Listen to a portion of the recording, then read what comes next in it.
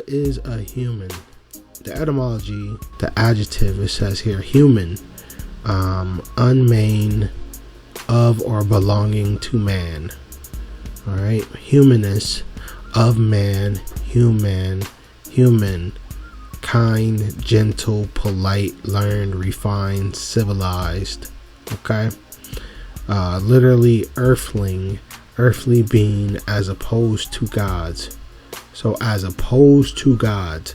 So when you hear all these guys claiming to be man at one moment, and then they're saying they're God the next moment, that is misnomer. You know, those are contradictions. Let's start off with the first part of human, which is the hue. So H-U or H-U-E for hue, it comes from color. Now, color in particular deals with complexion, skin. Now, I'm learning how to stay away from the word color, because color is in reference to skin, complexion, and that's a hide. That's something like, the only time I refer to color is what I'm talking about, like the color of an animal, because only an animal has hide and skin. I don't have hide, I don't have skin. So let's keep on going. So hue says here complexion, color, beauty, splendor, and right here at the bottom you see white. In reference to light, is it safe to say that light is its own separate from what is known as a color? If we do the etymology of color, we will find that color doesn't necessarily mean light, and light doesn't necessarily mean color. I believe that they're cognate with one another. If you don't comprehend what cognate means, it means related. Now, the electromagnetic spectrum is more familiar than you might think. The microwave you use to heat your food and cell phones you use are part of the electromagnetic spectrum. The light that our eyes can see is also part of the electromagnetic spectrum. This visual part of the electromagnetic spectrum consists of the colors that we see in a rainbow. And when you see a rainbow, are you really seeing colors, or are you seeing lights? Various shades of light is what I'm trying to tell you. That these shades are not colors. These are light prisms. Okay? These are light prisms from the electromagnetic spectrum. All right? These are visual light waves. Visual light waves. So these are not colors. They are light waves. Okay? We put everything into context and we dive into color. We comprehend that color is in reference to skin and complexion. There is nowhere in color, or hue for that matter, that is reference to light. Okay? It is not referenced to light. Since they may be cognate in relation. Now, color, a covering. Color, from Old Latin colos, originally a covering, akin to clelar, to hide, conceal, to cover, conceal, save.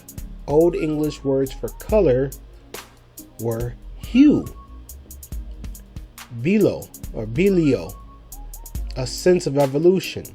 Okay? So this gives you a complexion, a sense of evolution, a hue, a covering, a means to conceal. All right. Now, hue, you'll get hide, skin, or complexion. And I know a complexion is a state of mind. So, in order to be a human, you have to be put into a state of mind, a temperament, a natural disposition of the body or mind, which is a complexion.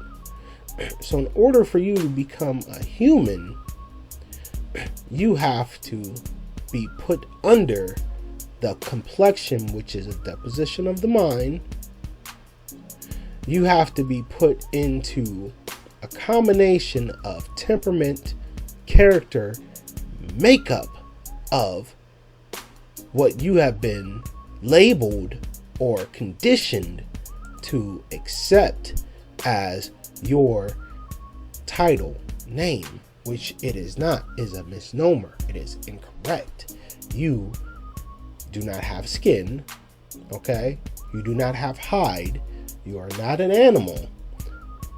However, this doesn't mean not everyone is, or everyone does not fit animal. There are beings who are walking around who 100% fit man or human, but it ain't me, and it might not be you. So you really need to practice self-identification. You really need to learn how to comprehend these words so that you can self-identify properly. I just wanted to bring us to, while we're on the subject, correlations between human, man, master, and monster. Okay? Now, let's go back to man while we're on the topic. Man specifically is in reference to servant, vassal, also vessel, adult male considered as under the control of another person. Now, who could this other person be?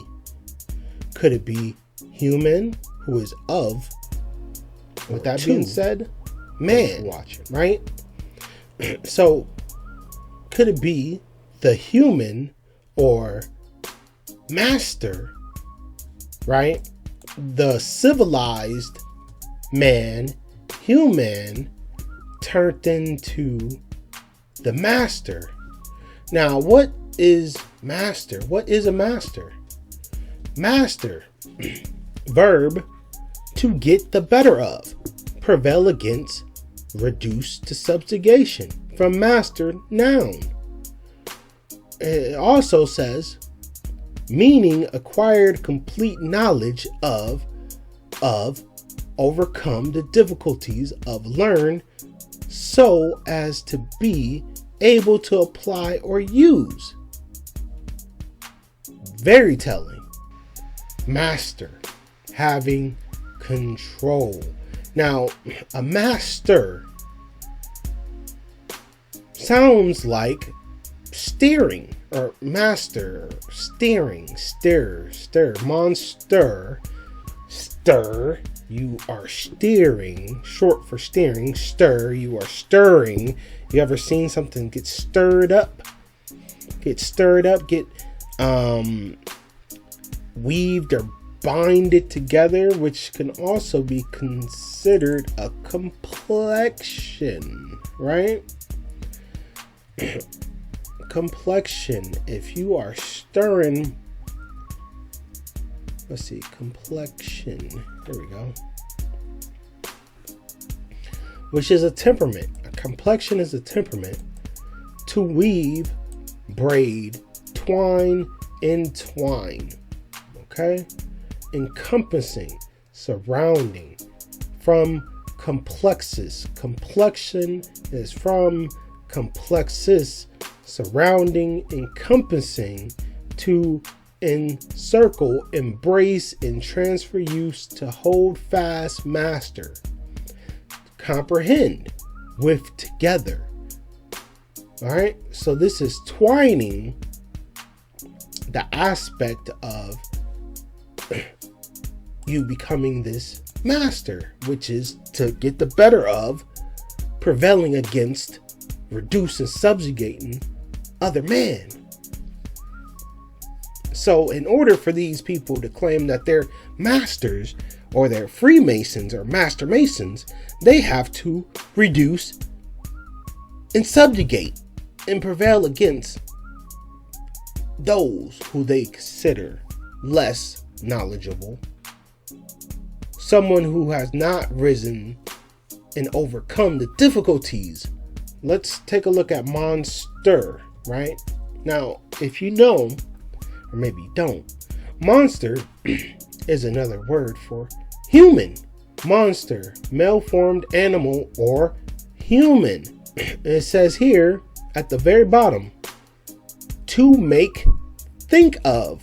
So I'm going to advise and warn you of the dread of this repulsive character that you're identifying as a monster, a human, a creature afflicted with a birth defect.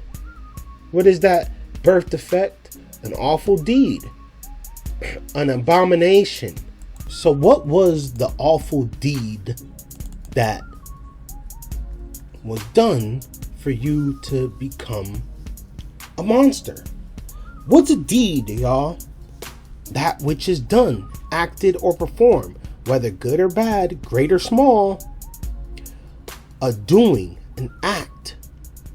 So what is that dreadful deed that you did, or that everyone has had done to them when they first got here? History of Trusts. The first trust of the world, Unum Sanctum, is one of the most frightening documents of history and the one most quoted as the primary document of the popes claiming their global power. It is an express trust deed. The last line reads, "Furthermore, we declare, we proclaim, we define that it is absolutely necessary for salvation that every human creature be subject to the Roman Pontiff." It is not only the first trust deed in history but also the largest trust ever conceived, as it claims the whole planet and everything on it conveyed in trust. Triple Crown of Baal, aka the Papal Tiara and Triregnum. In 1302, Pope Boniface issued his infamous papal bull Unum Sanctum, the first express trust. He claimed control over the whole planet, which made him king of the world. In celebration, he commissioned a gold-plated headdress in the shape of a pinecone, with an elaborate crown at its base. The pinecone is an ancient symbol of fertility and one traditionally associated with Baal as well as the cult of Cybele. It also represents the pineal gland in the center of our brains, crystalline in nature, which allows us access to source, hence, the 13-foot-tall pinecone in Vatican Square. Think about why the pontiffs would idolize a pinecone. The first crown of Crown Land. Pope Boniface VIII. Pope Boniface VIII was the first leader in history to create the concept of a trust, but the first testamentary trust, through a deed and will creating a deceased estate, was created by Pope Nicholas V in 1455, through the papal bull Romanus Pontifex. This is only one of three papal bulls to include the line with the incipit for a perpetual remembrance. This bull had the effect of conveying the right of use of the land as real property, from the express trust Unum Sanctum, to the control of the pontiff and his successors in perpetuity. Hence, all land is claimed as Crown Land. This first crown is represented by the first Cestui Que Vie Trust, created when a child is born. It deprives us of all beneficial entitlements and rights on the land. The second crown of the Commonwealth. The second crown was created in 1481 with the papal bull Aeterni Regis, meaning eternal crown, by Sixtus IV, being only the second of three papal bulls as deeds of testamentary trusts. This papal bull created the Crown of Aragon, later known as the Crown of Spain, and is the highest sovereign and highest steward of all Roman slaves subject to the rule of the Roman pontiff.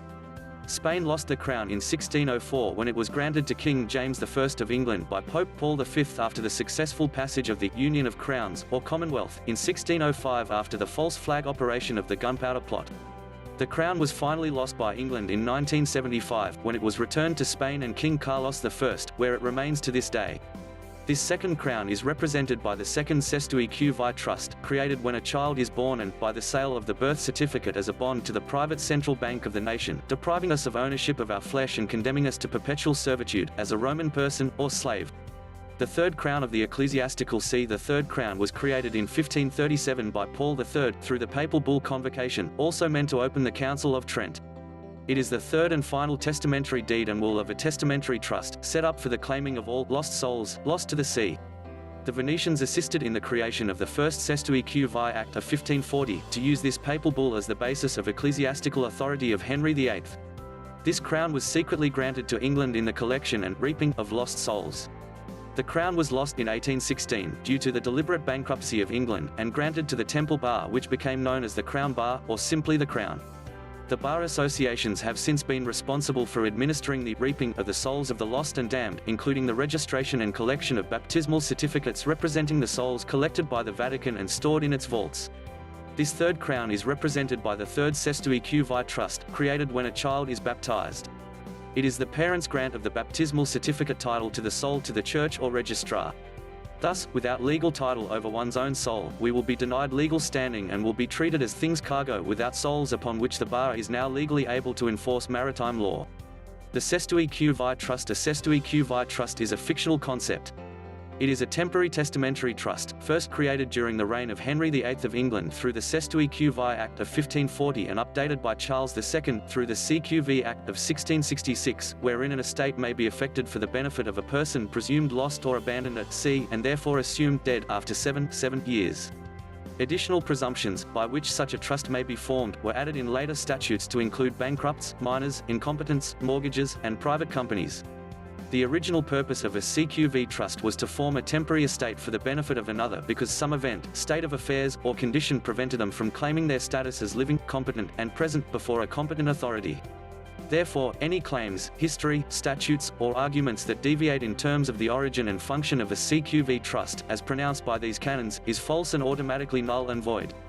A beneficiary under a state may be either a beneficiary or a CQV trust.